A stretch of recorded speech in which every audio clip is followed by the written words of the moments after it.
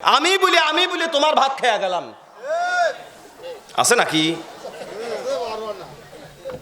আমি বলি তোমার সংসার করে গেলাম। কারে তুমি যদি আমার বউয়ের ভাইয়ের ভাত না খাইতি তো আমার ওই ভাইয়ের কি বউয়ের অভাব পড়তো নাকি? তোর বিশ্বাস না হয় আজকেই যা, কালকে আমার ভাইয়ের বিয়ে দিয়ে নিয়ে আসবো। কথা বলেন না কেন? কোনো বউ যদি এরকম কথা বলে, আমি আজকে আপনাদের একটা বুদ্ধি শিখাই দিয়ে যাই। বলবো?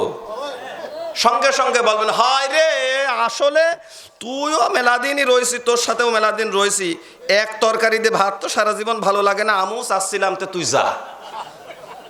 কথা বোঝেননি? টাইট হয়ে যাবে।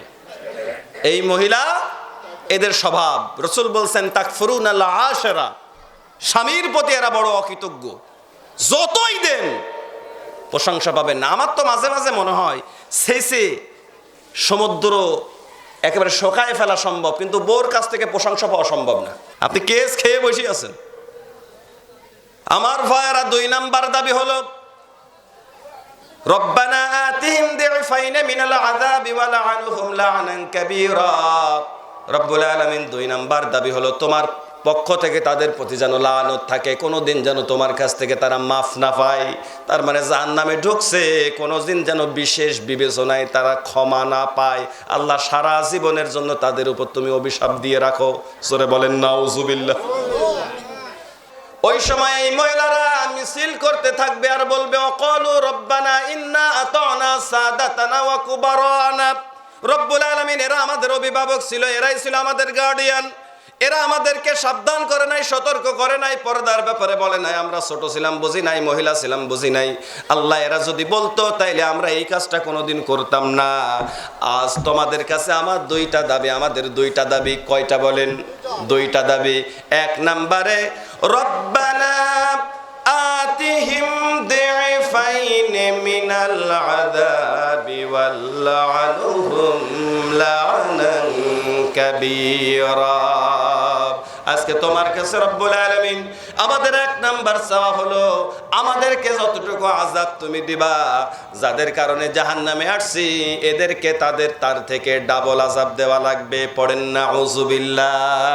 রব্বানা আতিহিম দিফাইন মিনাল আযাব, আমাদের যতটুকু দিবা এদের কারণে জাহান্নামে আসছে আল্লাহ এদের ডবল দিবা। আমাদের যদি 1 লক্ষ হয় ওদেরও 1 লক্ষ, মানি না। আমাদের যদি 1 লক্ষ বছরের জাহান্নাম হয় আল্লাহ ওদের 2 লক্ষ বছরের জাহান্নাম দেওয়া লাগবে।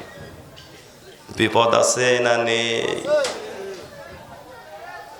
আপনি বিপদে পড়িয়ে বসে আছেন, কারণ হয় আপনি কারো স্বামী, নাই কারো পিতা, নাই কারো ভাই, নাই কারো স্বামী। কথা বলেন না কেন? ভ্যান চালক থেকে প্রেসিডেন্টের বউ পর্যন্ত সবারই কমন একটা ডায়লগ, আমি বলি তোমার ভাত খেয়ে গেলাম, আছে নাকি? আমি বলি তোমার সংসার করে গেলাম। কারে তুমি যদি আমার বউয়ের ভাইয়ের ভাত না খাইতি তো আমার ওই ভাইয়ের কি বউয়ের অভাব পড়তো নাকি? তোর বিশ্বাস না হয় আজকেই যা, কালকে আমার ভাইয়ের বিয়ে দিয়ে নিয়ে আসবো। কথা বলেন না কেন? কোনো বউ যদি এরকম কথা বলে, আমি আজকে আপনাদের একটা বুদ্ধি শিখাই দিয়ে যাই। বলবো? সঙ্গে সঙ্গে বলবেন, হয় রে আসলে তুইও মেলাদিনই রয়েছি, তোর সাথেও মেলাদিন রয়েছি, এক তরকারি দিয়ে ভাত তো সারা জীবন ভালো লাগে না, আমিও চাচ্ছিলাম তো তুই যা। কথা বোঝেননি? টাইট হয়ে যাবে। এই মহিলা, এদের স্বভাব। রাসূল বলছেন তাকফুরুনাল আশরা, স্বামীর প্রতি এরা বড় অকৃতজ্ঞ। যতই দেন প্রশংসা পাবেন না। আমার তো মাঝে মাঝে মনে হয় শেষে সমুদ্র একেবারে শোকায় ফেলা সম্ভব, কিন্তু বউর কাছ থেকে প্রশংসা পাওয়া সম্ভব না। প্রসঙ্গক্রমে একটা গল্প মনে হয়ে গেল। আমার মতো একটা হুজুর, এই গল্পের কোনো বাস্তবতা নেই, একটা শিক্ষা আর কি।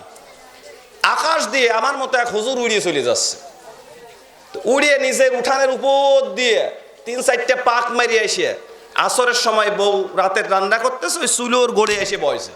কথা শুনতেছেন তো? বউ ওই উপর দিক তাকায় নজর পড়েছে যে এক হুজুর উপর দিয়ে উড়িয়ে চলে যাচ্ছে। তো বউ মনে মনে চিন্তা করতেছে, আমার হুজুর ও হুজুর, আর এ হুজুর ও হুজুর। কত বোঝেননি? তো যেই নেমে চলে আসছে ও তো আর অত উঁচুতে টের পায়নি যে হুজুর আমার হুজুর। তো করছে নাম করতেছে খুব, তুমু হুজুর ওই লোক হুজুর, একটু আগে আমার মাথার উপর দিয়ে দেখলাম এক হুজুর উড়িয়ে চলে আসছে, কি সুন্দর উড়লো। হুজুর হলে ওই রব হুজুর হবা, কি হুজুর হয়েছ। এত প্রশংসা শুনে স্বামী কচ্ছে তাই ভালো ওড়েছে, আরে বাপরে বাপ কি সুন্দর উড়ে গেল, তুমি হুজুর ও হুজুর, হুজুর হলে ওই রকম হুজুর হতে হয়, হুজুর হয়েছে। স্বামী তখন ডাক দিয়ে কচ্ছে যে আসলে ও হুজুর অন্য কে না, ও হুজুর আমিই ছিলাম। বউ তখন কচ্ছে ও ওই জন্যই দেখলাম যখন উড়িয়ে যাচ্ছিল তখন একদিক কায়ত হতে হতে যাচ্ছিল। আরে শয়তান, এত বেলা এত প্রশংসার এখন কায়ত হতে হতে যাচ্ছে। এইরকম ডাকাত মার্কা বউ আছে না নেই? এত প্রশংসা এত বেলা যায় নিজের স্বামী ও তখন খুদ বাইর করে ফেলিস। না, এরকম করবেন না, স্বামীর প্রতি খুশি থাকবেন। 2 নাম্বার, মহিলাদের জাহান্নামে যাওয়ার 2 নাম্বার কারণ হচ্ছে কাসরাতিল লা'নাত, তারা অধিক হারে মানুষের অভিশাপ দেয়। এক বিটির সাথে আর এক বিটি যদি একটু ঝগড়া লাগে 14 গোষ্ঠী উদ্ধার করে ফেলে। এরকম মহিলা আছে না? ওরে বাপ রে বাপ, এক বাড়ির মুরগি আর এক বাড়ি যায় যদি একটু ধানও ঠোকায়া খায়, গোষ্ঠী শুদ্ধ অভিশাপ দিয়ে উদ্ধার করে ফেলে, ছাতা পড়েছেন যায়।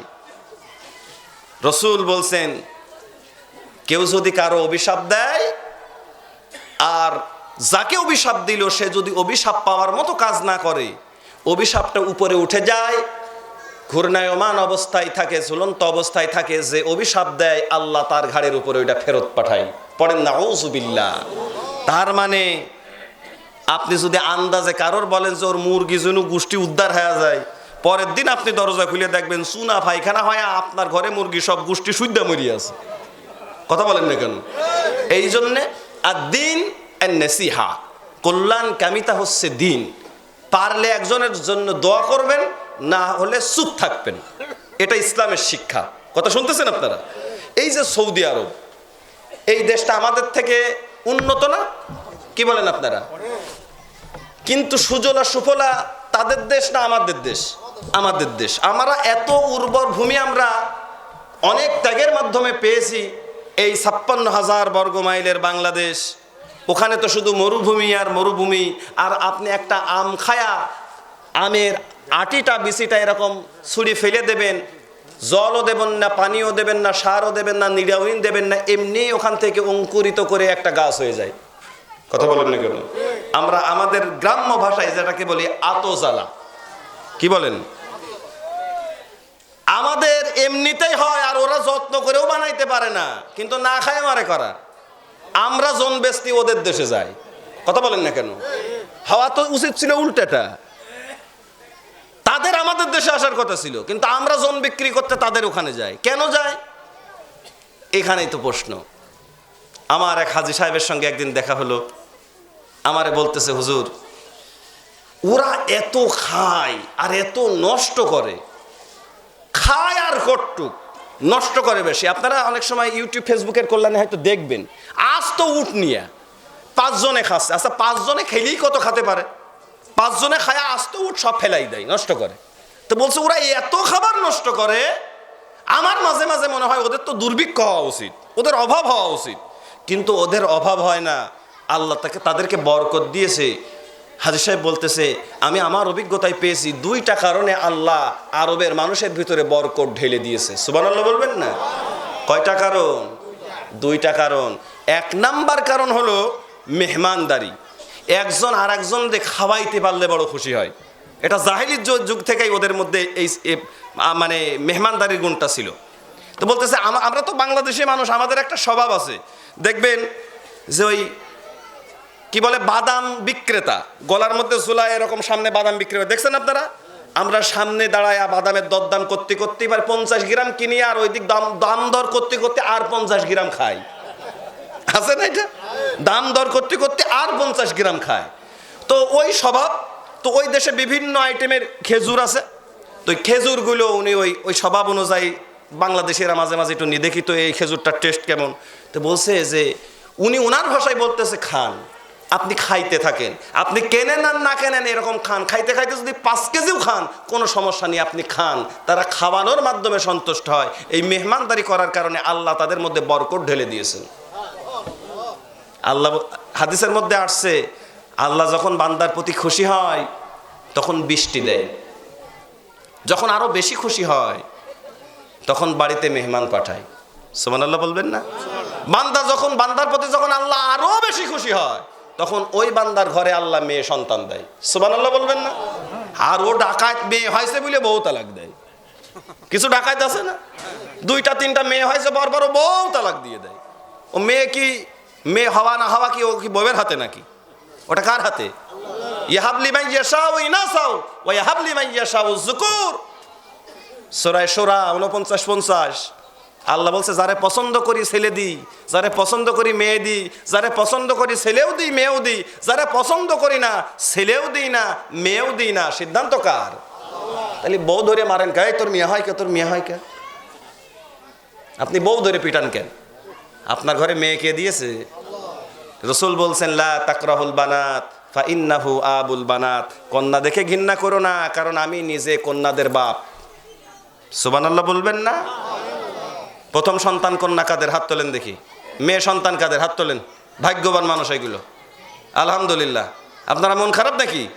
রাসূল বলছেন যার ঘরে প্রথম সন্তান কন্যা সন্তান ওই ঘরে আল্লাহর রহমত আছে। সুবহানাল্লাহ।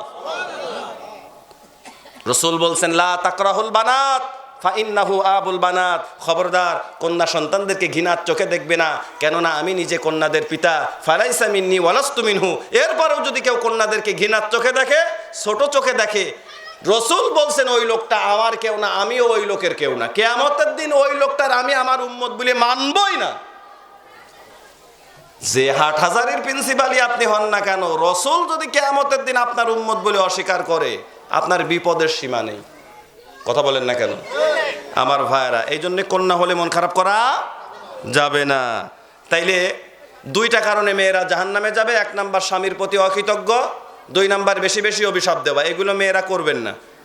4টা কাজ করলে মেয়েরা জান্নাতি হবে। কিয়ামতের দিন আল্লাহ 8টা জান্নাতের দরজা ওই মেয়ের জন্য খুলে দেবে। পড়েন সুবহানাল্লাহ। আল্লাহর নবী বলেন আল মারআতু ইযা সাল্লাত খামসাহা ওয়া সামাত শাহরাহা হাফিজাত ফুরুজাহা ওয়া তা'আব্বালাহা ফালতাদখুল মিন আইয়ি আবওয়াবিল জান্নাতি শাআত। রাওয়াহুল বুখারী। আল্লাহর নবী বলেন পৃথিবীতে কোনো মহিলা যদি 4টা কাজ করে, কিয়ামতের দিন আমার আল্লাহ 8টা জান্নাতের দরজা খুলে দিবেন। বান্দি যে গেট দিয়ে মন, ওই গেট দিয়ে তুমি আমি আল্লাহর জান্নাতে চলে যাও। 1 নম্বরে আল মারআতু ইযা সাল্লাত খামসাহা, 5 ওয়াক্ত নামাজ পড়া লাগবে মেয়েদের। আমার যতটুকু গবেষণা, আমার মেয়েরা মায়েরা নামাজ যাই পড়ে কিন্তু ওয়াক্তের ব্যাপারে বড় গাফেল। কোনো কাজ নেই কাম নেই, 3টা না বাজা পর্যন্ত ভাবি খালা ফুফু 14 গোষ্ঠী আশপাশের বাড়ির শুদ্ধা করে ডেকে ডুকে নিয়ে তারপরে পুকুর ঘাটে যায় গোসল করতে। কোনো কাজ নেই, 3টার আগে ও গোসল ঘাটে যাবেই না। এরপরে যাই এক সাবান নিয়ে ওই যে ঘষা শুরু করল। আসরের আজান পড়তে যখন 15 মিনিট বাকি তখন ওঠে, আরে এইরকম হুজুরের পথে দেখা হলি কয় ও ভাই এখন কি জোহরের রক্ত আছে? তো তুই এত বেল কি করলি? কথা কর না কে না, সময় মতো নামাজ পড়েন। রাসূল বলছেন খামসু সালাওয়াতিন ইফতারাদাহুন্নাল্লাহ মান আহসানা উযুওয়াহুন্না ওয়া সাল্লাহুন্না লিওয়াক্তিহিন্না ওয়া আতাম্মা রুকুওয়াহুন্না ওয়া খুশুওয়াহুন্না কানা লাহু আলাল্লাহি আহাদান আইয়াগফিরা লাহু। রাসূল বলছেন যে ওয়াক্ত মতো নামাজ পড়লো, সুন্দর করে উযু করলো, ওয়া আতাম্মা রুকুওয়াহুন্না সুন্দর করে রুকু করলো, খুশু খুদু নিয়ে নামাজ আদায় করলো, সুন্দর করে সিজদা দিল, কানা লাহু আলাল্লাহি আহাদান আইয়াগফিরা লাহু, আল্লাহ তার ব্যাপারে ওয়াদা দিয়েছেন কিয়ামতের দিন আল্লাহ ওই ব্যক্তিকে মাফ করে দেবেন। নামাজ পড়ে ওয়াক্তের ঠিক নাই, সিজদার ঠিক নাই, রুকুর ঠিক নাই, যত হুড়ি হুড়ি ওর নামাজের ভিতরে। কথা বলেন না কেন? আবার কিছু জিনিস আছে দেখবেন মসজিদে এসে স্যান্ডেল আবার এই পালি না ও ঘুরিও থই, যাতে মসজিদে বাড়ায় মোটামুটি। কথা বলেন না কেন? আছে না এরকম? এত ব্যস্ত আপনি, এত ব্যস্ত। সবার পরে যে আসে আর সবার আগে যে বাড়ায় বের হয়, রাসূল বলছেন এটা মুনাফিক। কথা বলেন না কেন? ওয়াইদা কামু ইলা সলাতি কামু কুসালা ইউরাউনা الناس ওয়ালা ইয়াযকুরুনাল্লাহা ইল্লা কলিলা। আমি দলিলগুলো লম্বা করে দিতে পারতেছি না। ও ওয়াজ কয়টা করবো? আমারে যদি আমরা রাত ভরে টাইম দেন, ইনশাল্লাহ আব্দুল খালেকে যতটুকু সামান্য এলেম আল্লাহ দিয়েছে এ প্যাকেট ফোরাবে না আমার ভাইয়েরা। আমি হুজুর করতেছি, আমি বুঝতেছি কষ্ট, হুজুর শেষ করিয়ে দেন, কিন্তু আমি ওই যে 4টে পয়েন্ট নিছি ওই 4টে শেষ করার চেষ্টা করতেছি। কষ্ট হচ্ছে আপনাদের? সভাপতি সাহেব বলেছে একটু বাড়াতে, এই জন্য 10 মিনিট কথা বলতেছি আর কি আমার ভাইয়েরা। যে এই আর 2-3টা পয়েন্ট আছে, খেয়াল করেন। তাইলে 1 নম্বরে নামাজ, 2 নম্বরে পর্দা, 2 নম্বরে রোজা।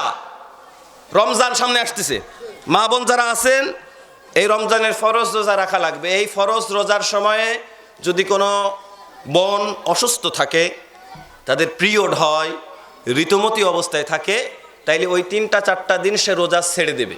ফাইদ্দাতুম মিন আইয়ামিন উখর হিসাবে ওই দিনগুলো সে পরবর্তীতে আদায় করে দেবে।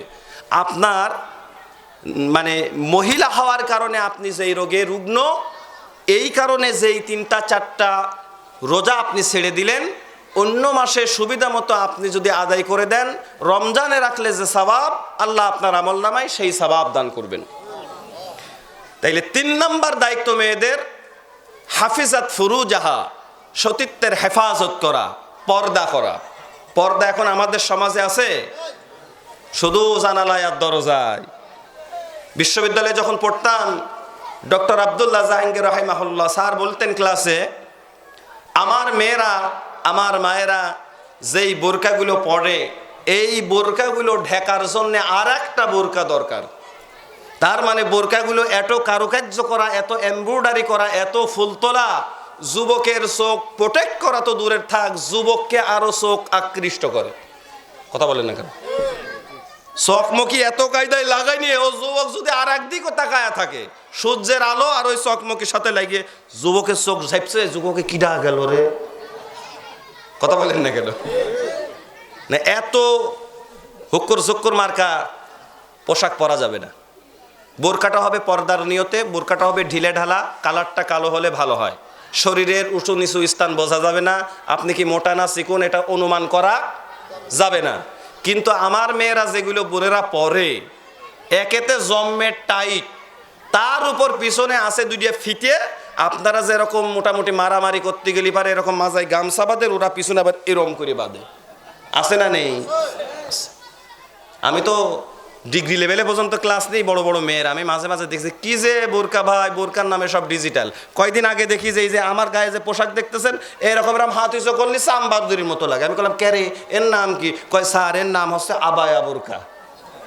কয়দিন পরে দেখি এরকম থাক থাক, কলাম কি রে এর নাম কি? কছে এর নাম স্যার তাক বোরকা। কি বোরকা? তাক বোরকা। তাহলে কত রকম যে বোরকা, সব আধুনিকতা। মেয়েদের শরীরের শুধু পর্দা নয়, কোরআনে কারিম জানিয়েছে মেয়েদের কণ্ঠের পর্যন্ত পর্দা করা ফরজ। কথাকার আপনি জোরে কোরআনও পড়তে পারবেন না, যেন বাইরের লোক আপনার কণ্ঠ না শোনে। আর ঝগড়া যদি বাইদিয়ে যায়, মাশাআল্লাহ, নাকি বলেন? ইয়া নিসা আন-নাবিয়্যি লাস্তুন্না কাআহাদিম মিনান নিসা ইন ইত্তাকাইতুন্না ফালা তাখদা'না বিল কওলি ফায়াতমা'আল্লাযী ফি কলবিহি মারাদু ওয়া কুলনা কাওলাম মা'রুফা। আল্লাহ বলছেন সূরা আহজাবের মধ্যে আছে, আল্লাহ বলছেন হে মুসলিম নারীরা, পর পুরুষের সঙ্গে যখন কথা বলবা, মিষ্টভাষী হয়ে কথা বলবা না, ঝিড়কি দিয়ে কথা বলবা। নির্দেশ কার? এখন আপনার স্বামীটা ফোন রেখে গেছে, কে যেন বারবার আপনার স্বামীর ফোনে ফোন দেয়, এই ফোনটা রিসিভ করার অনুমতি ইসলাম আপনাকে দেয়, কিন্তু রুক্ষভাবে কথা বলা লাগবে, নরম গলায় কথা বলা যাবে না। আপনি ফোন রিসিভ করে বলবেন আসসালামু আলাইকুম, কে বলছেন? ভাবি রহিম ভাই কি বাড়ি আছে নাকি? না না, বাড়ি নেই, বাড়ি নেই, আসলে বলবো না। ওই পাশে যে আছে ও ফোন কাটিয়ে দিয়ে বুকে 3টি ফুই দিয়ে খুবই আল্লাহ কোন মহিলার পাল্লায় পড়েছিলাম, বাঁচিছি। কথা বলেন না কেন? আর আপনি যদি তা না করে ফোন, হ্যালো আসসালামু আলাইকুম, কে বলছেন ভাইয়া? ওই পাশে যে আসে ও মনে মনে চিন্তা করবে, আল্লাহ ভাবির গলায় যদি এত সুন্দর হয়, না জানি ভাবি। এই কথা বলেন না কেন? আল্লাহ বলছেন ফি কলবিহি মারাদুন, কলবুন মানে হৃদয়, মারাদুন মানে রোগ। আল্লাহ বলছে যার মনে রোগ আছে ও বেশি মিষ্টি করে কথা বললে কিন্তু চান্স নেবে। খবরদার, পরপুরুষের সঙ্গে যখন কথা বলবা, মিষ্টভাষী হয়ে কথা বলবা না। কে বলছেন? তাইলে পরপুরুষের সঙ্গে কথা বললে মিষ্ট কথা বলবেন না। 4 নাম্বার আতআত বালাহা, স্বামীর খেদমত করা। আমার মনে হয় বেদবাড়ি আর বোনেরা, মেয়েরা স্বামীর খুব খেদমত করে, আমি জানি এই পয়েন্টের ওয়াজ এই এলাকায় না করলেও চলবে, নাকি বলেন? এ কথাও করছে না। অনেকে আবার বউ দেখে ভয় পায় তো। ওই যে প্রসঙ্গক্রমে একটা গল্প মনে হয়ে গেল, একটা এলাকায় একটা রাজদরবারে রাজা রানীর উপদ্রবে বড় অস্থির। তো মনে মনে চিন্তা করতেছে, আমার বউই এত জ্বালায় নাকি অন্যর বউরাও জ্বালায়। রাজদরবারে আইসা বলতেছে, কে আছো আমার সভাসদের ভিতরে যে বউ দেখে ভয় পাও না? এক পাশে লাইন দাও। সব একদিকে চলে গেছে, মানে বউ থেকেও ডরায়।